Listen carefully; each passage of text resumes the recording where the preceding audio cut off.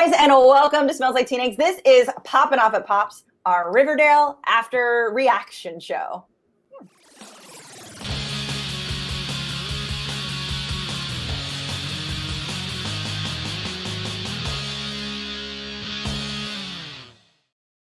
Yes, and as always, I am Sarah. I'm here doing reviews on Smells Like Teen Eggs, and I am always joined by these fabulous ladies every week. At this point, we're here 7 episodes. If you don't know us yet, welcome, and introduce yourselves for those who are new.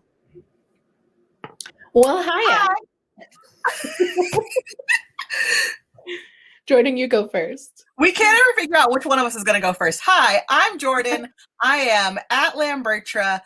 When I am not here talking about Riverdale with these lovely ladies, I am doing a host of other weird things on the internet or just working my 9-to-5 job.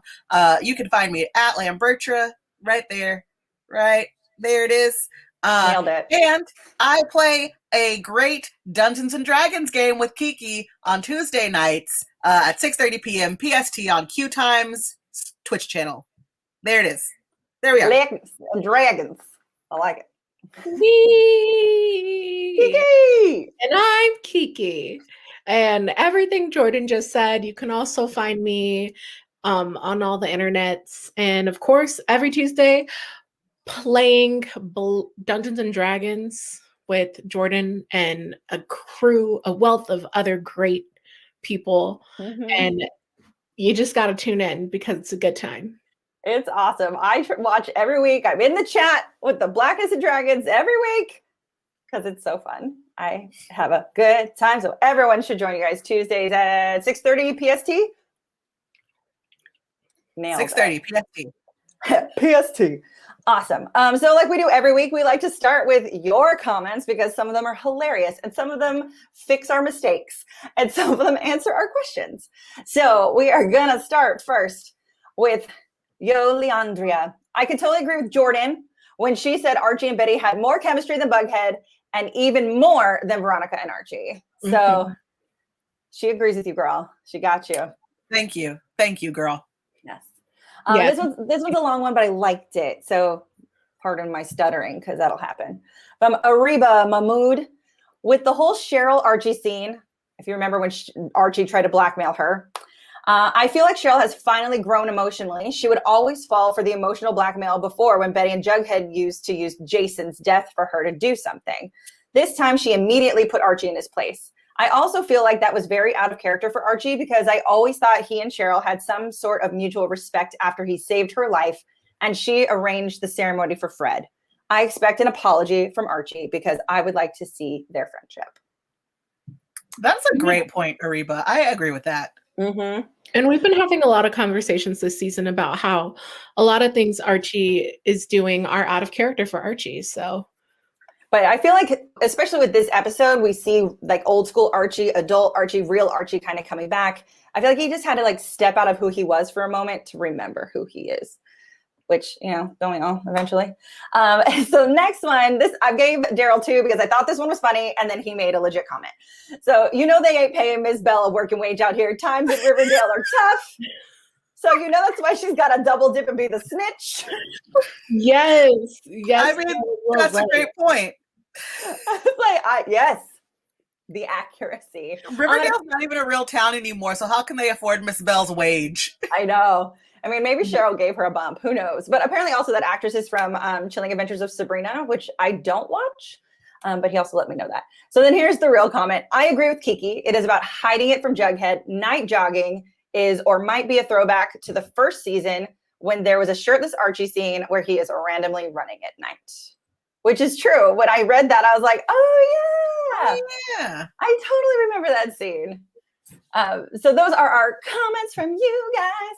And there's a lot. I was going to pull like Twitter stuff, but it's seriously, all of Twitter is just fighting between Bughead and Barchie. And I'm just like, I'm not here for this argument. We all know where we stand. So Archie right now. I know. Barchie. Yes. I'm here Barchie. for it. Barchie supremacy. Oh, make no mistake. Cole Sprouse is one of my favorite human beings on this planet. Like, absolutely adore him as a character and as a person and an actor. But I'm here for this Barchie drama.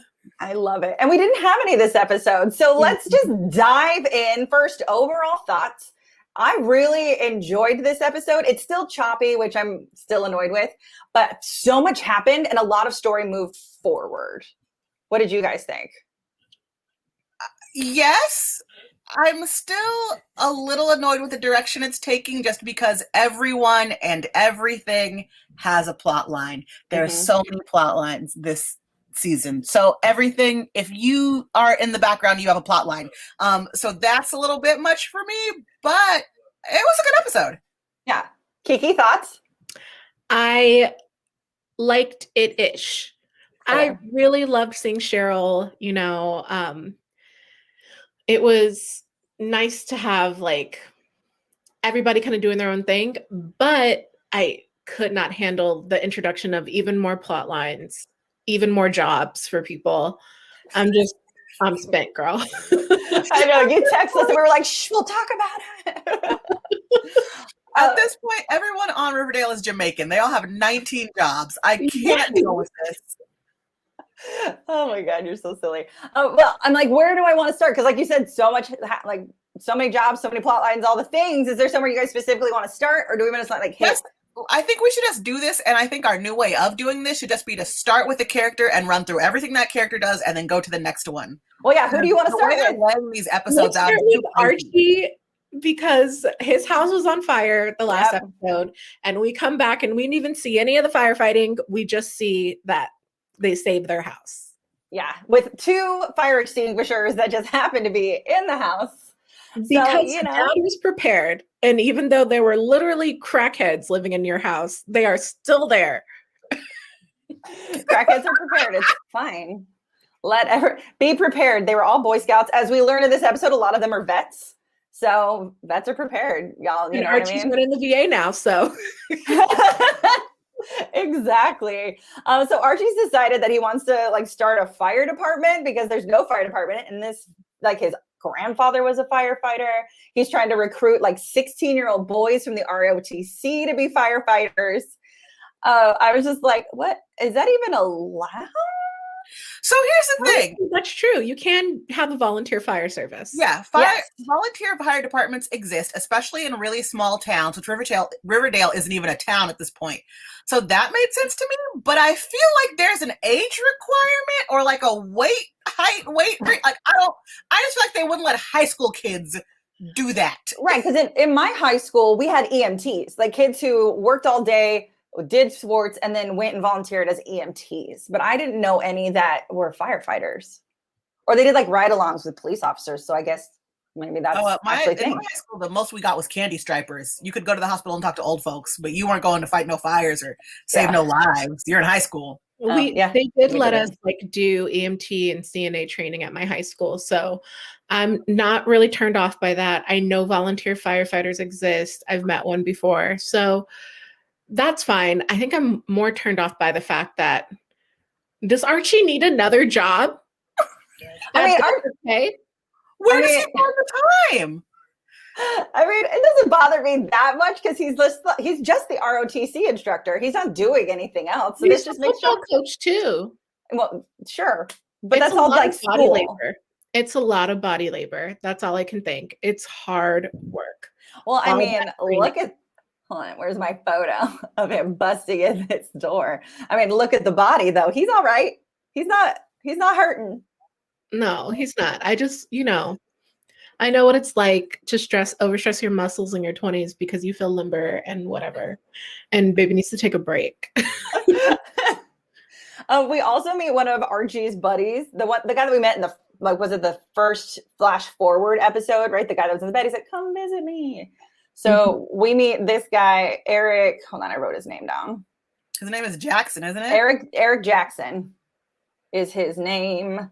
And I was like, bro, when he learned all about Hiram launch, he's so upset about the vets. He's upset about Hiram burning shit down. And he was like, I'm going to snipe his ass out. And I'm like, he went full on Sonny from The Godfather. He was like, I'm going to kill Hiram Lodge right now. Here's my gun. I'm going to his house. And Archie was like, bro. When Archie Andrews has to be the voice of reason and tell someone else to calm down, that is a problem. Right. After he just literally has obviously never seen Backdraft and never watched Station 19. Like doesn't even touch the door to see if it's hot. Like he literally just like himbos his way in, kicking this door open, and he's like, I'm like, bro, Backdraft. Kevin even brought up Backdraft. Archie, no. It was no straight up. He went back to season 1. Archie, no. Archie, yes. It's like, dude, calm yourself. Touch the door at least. Touch it. Because what happens when you kick a door open? Backdraft. Just saying. They talked about it.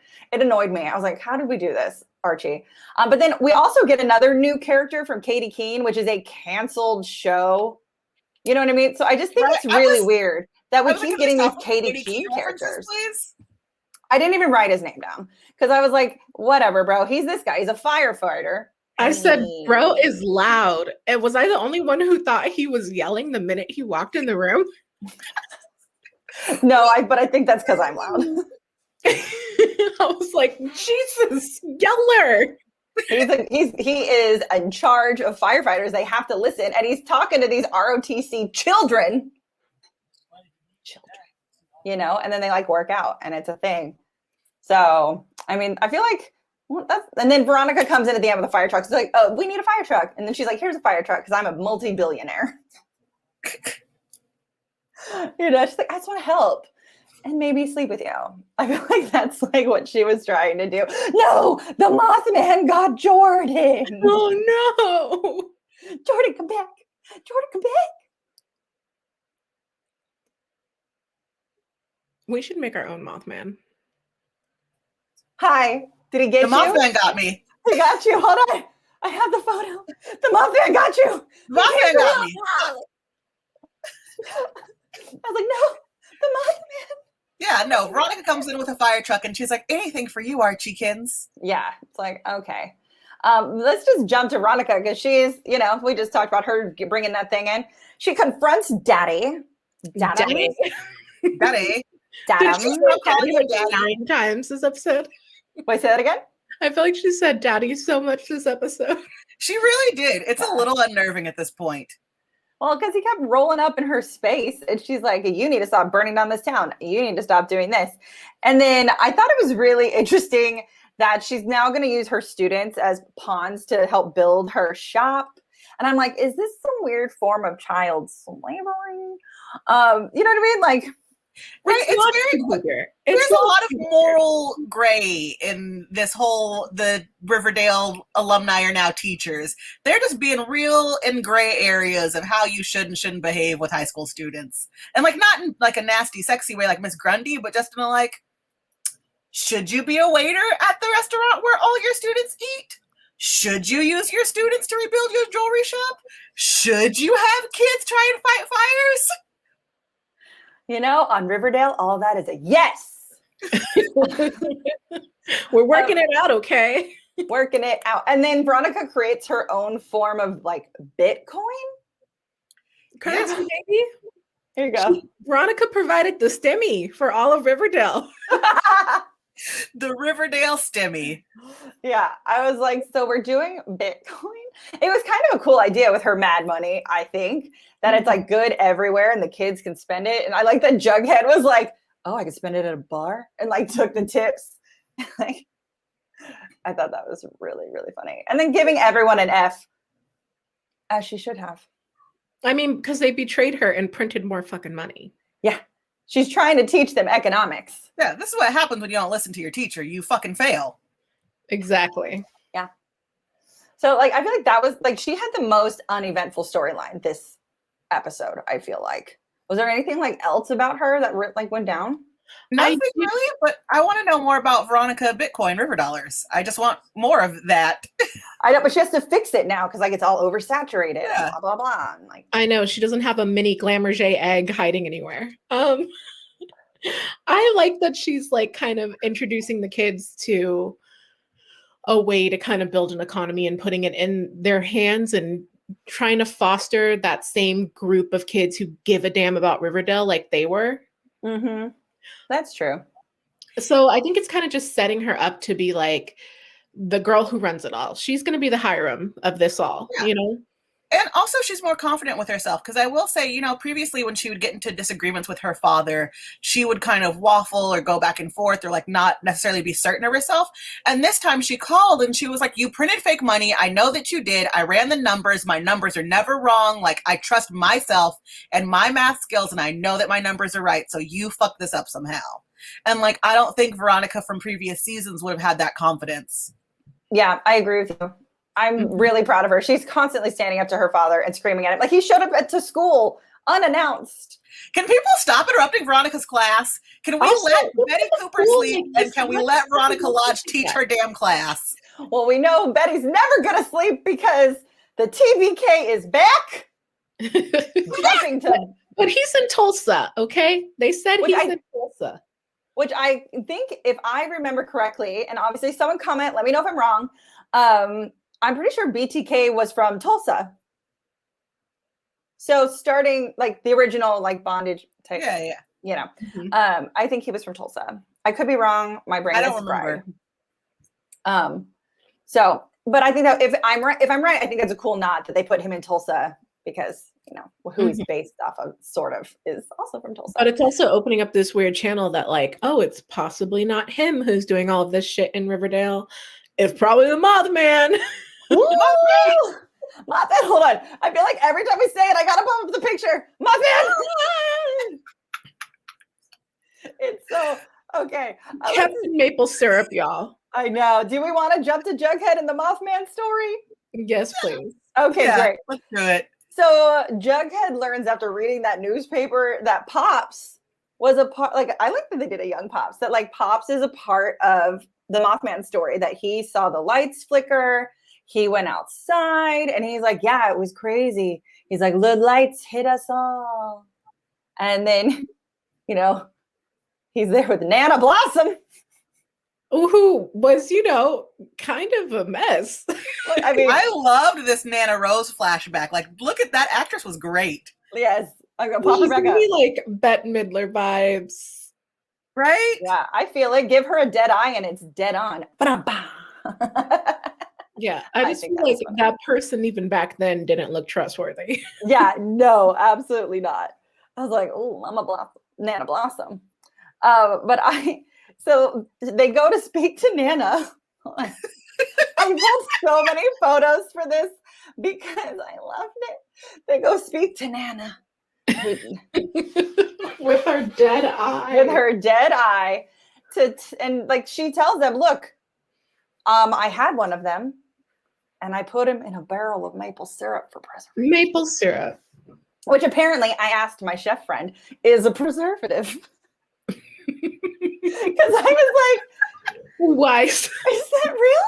Like, can you preserve a body in maple syrup? And apparently, you can. I want to say no maple syrup. I want to say that you can preserve a body in maple syrup, and the only reason I want to say that is because it's similar to like amber, and like think about Jurassic Park and the mosquito. Mm-hmm. Yeah. And then Nana's like, I can find the body for you, right? And she just drops it in the middle of Pops. Okay, here's the thing though. So Nana herself didn't do that. Clearly, she's in a wheelchair. Like, I don't think her cataract would let her, be able to lift that and scoot the wheelchair wherever it's got to go. So, like, who did she call to do that? Like, how do you explain that to somebody? How do you pick up your phone and you're like, I need you to come pick up this barrel of maple syrup that's got a Mothman body in it and drop it off at Pops? Yeah, who runs Nana's errands? Who moves things to this woman because she's in a wheelchair? What courier service is that? Is that like a Fiverr? Did she pick somebody up on Fiverr? Oh, God. And so then you have Jughead and, oh my God, I just forgot her name. What's her name? Tabitha. Like, what the deuce? There's like, what? I don't understand. And it looks like this. I was expecting, I was like, is it like sloth? Is it just slightly deformed? Because I feel like that really kind of looks like a person. Yeah, it's too close to like, I don't know. The skull is too big. It's very that's gray. The only thing that's different. Like the skull is just too big. Yeah, and like I don't see any remnants of what would be wings. Like I'd expect a Mothman to have wings. Exactly. Otherwise, why call him a Mothman? But do wings have bones? Exactly. We would have seen him jutting out the shoulder blades in like this weird thing. But there was no shoulder blades. So I don't know. I just thought he was terrifying, and I blame all my internet problems on him. You know, and Jughead's like, look, I'll take the night shift. I'm gonna go watch everything. And then the lights happened to him. And then I thought, did Jughead get abducted? Jughead. Because he looked way too peaceful looking at this light. And then all of a sudden he wakes up. He's like, I woke up in a booth. Like hours later, I'm like, oh, they probed Jughead. I love it. Here's the thing that I love. I love that he just straight up told his boss, oh, I fell asleep at work. And she's just like, oh, no big deal. NBD. We only could have got robbed. Like, right? And she's like, are you sure you just haven't been drinking on the job? And then he almost admits that he was drinking on the job. He was like, well, I did. And then I'm like, that should get you fired. I did have a little nip of whiskey. Like, come on, bro. Just a sip. Bruh. Just a nip. just a nip. But yeah, so like we are now in alien territory.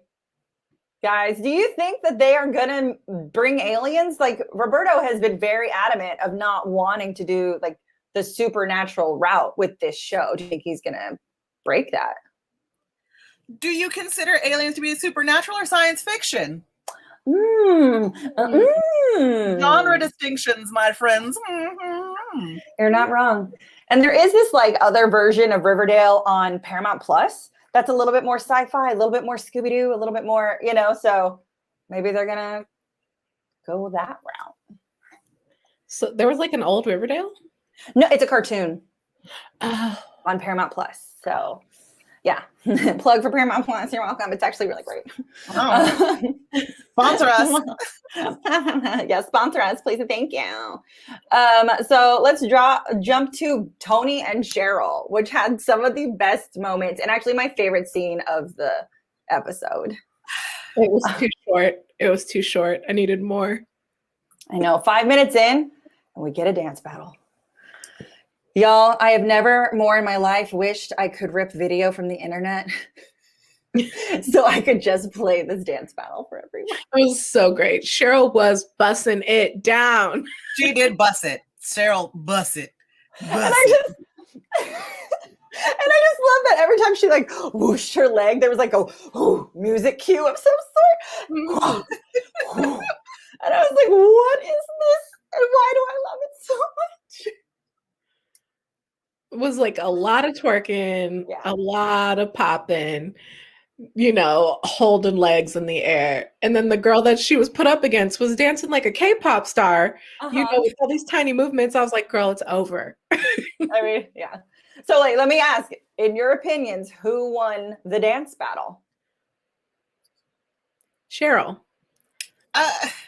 The other girl was not given a chance. I mean, I feel like it was filmed in such a way to make everybody root for Cheryl. But I think that the other girl really had a thing going. Yeah, I agree with you, Jordan. I think the other girl was a better dancer. The other girl was a good dancer. Cheryl is, I'm not going to call her a bad dancer, but Cheryl as a dancer, it's like her side thing, you know? Like Veronica was singing. Like Cheryl is me thinking I am a really good dancer.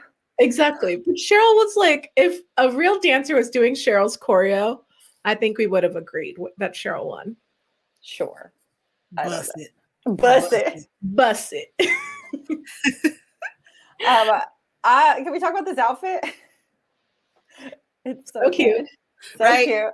Cheryl's looks this episode were killer. Cheryl's story didn't do a lot for me.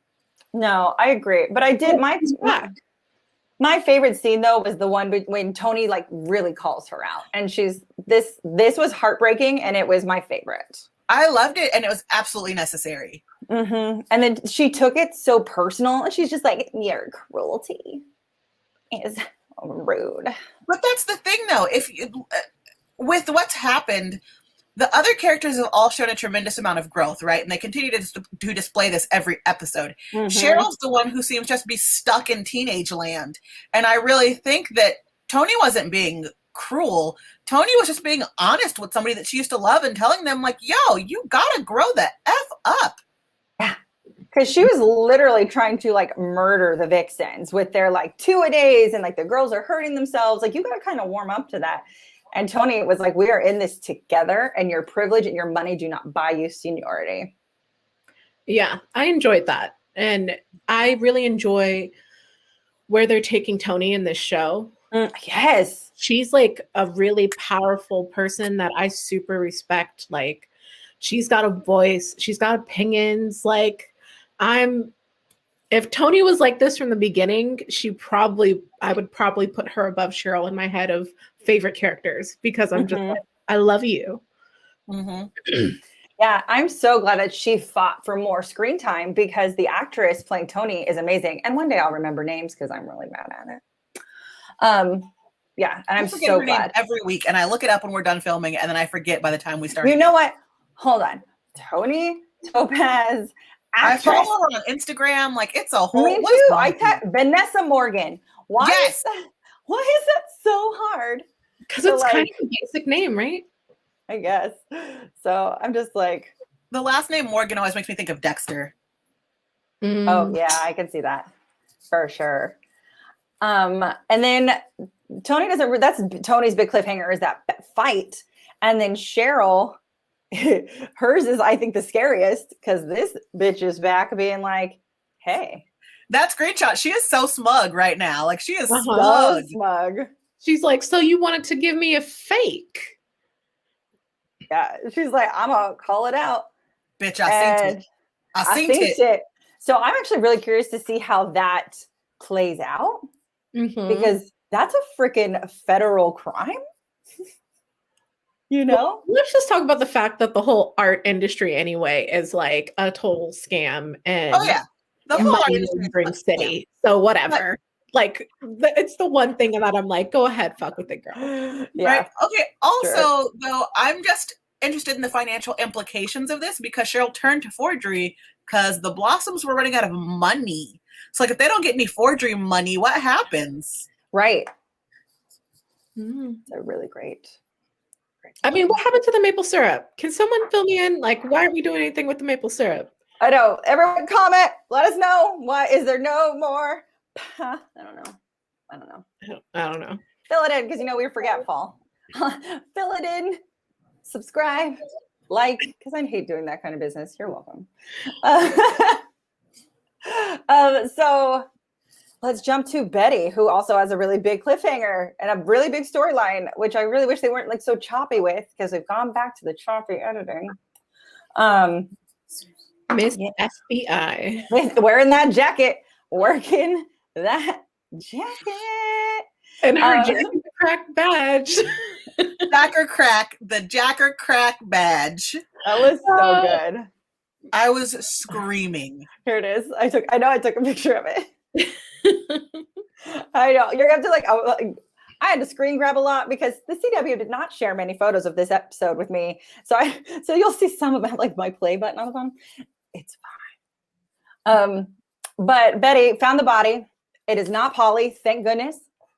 But now they're going to be dragging the swamp. And as they're trying to drag the swamp, Hiram rolls up with his cronies, like, you can't touch my swamp. You can't touch my land. Get out of my swamp. He's literally I'm sorry, I had You're to. So what right. are you doing in my swamp?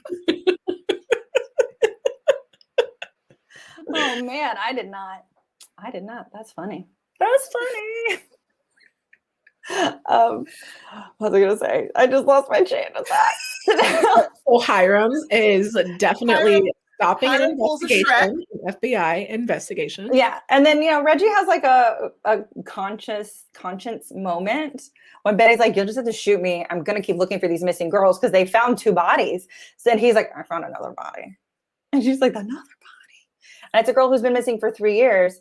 And then I really actually enjoyed the scene between Reggie and Hiram, where he's like, look, we know the end game. So we're like, oh, what is the end game? So that's my biggest question now. It's like, it's not the swamp. You can concrete the swamp, or you can be a hero and let them dredge for all the bodies. Like, because we all know that your town and the swamp are not your end game. So what is the end game? Is he a drug mule? I have no clue what's going on here. But what I will say is that a lot of people want to talk about the acting on Riverdale, and I just want to commend all of the actors on this show, especially Mark Consuelos, who I'm not the biggest fan of. But for him to say, with that Jacker Crack badge you got, with a straight face, I couldn't listen.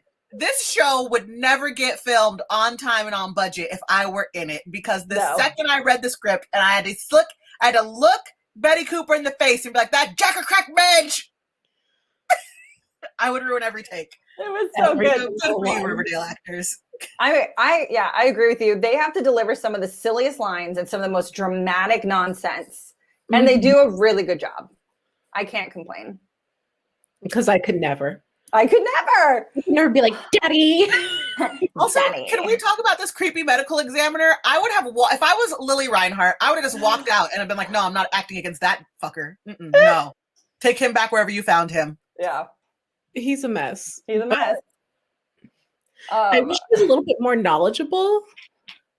He's kind of just like, and it's a dead body. And I'm like, bro, I've watched enough CSI to tell you more than that. Exactly. I've watched enough of these cop drama shows to be like, oh, this happened and this happened. Like, he was just like, oh, she got smashed up by something pretty good. I was like, right. She did. She's super dead. Give me more, sir. By a cannonball. A wrecking ball. Because I was like, cannon like a wrecking ball. I wouldn't put it past Riverdale to have a cannonball. I'm not going to lie. I mean, fair enough. So they end the episode and they're like, there's a serial killer. Someone's murdering all these girls. And it could be the trash bag killer. Okay, 21 girls missing in the county, and no one besides Betty has put all this together. Betty Cooper's the first person to notice that 21 girls have gone missing. Time the FBI has shown up. Like, I'm pretty sure it's a good amount of white women. We just gonna let I'm gonna say at least 15 white women go missing just in small towns. If it's spaced out enough, no one cares. Especially like she said, they're all drug addicts. No one cares about drug addict white women. So, well, they're all hanging with the truckers or whatever Martha's mom said. So, yeah, I liked this episode. I know you guys felt like there was too many plot lines, but I was here for it. I just didn't want to introduce any more plot lines. I didn't want to see an alien covered in maple syrup. You mean like this? What is his hands doing? Is he doing this? He's like tied up because she tied him up and put him in the barrel and lied to the aliens that she didn't have him. You tell me the aliens that tell people are lying is the next thing. Like they're so much more advanced than we are, and they can't tell when somebody's full of shit. Really? Really? You just feel that they're not actually aliens, kids. All right. Well, is there anything else that we missed? Anything you wanted to talk about before my laptop dies on me? I mean, my neighbors are starting to have a party right now, so I think they're trying to tell me to wrap it up. Perfect. Awesome, guys. Well, thank you so much for watching. Make sure you subscribe, like this video, share it with your friends, comment along. We love discussing with you guys in the comments, and we share them every week. So until next time,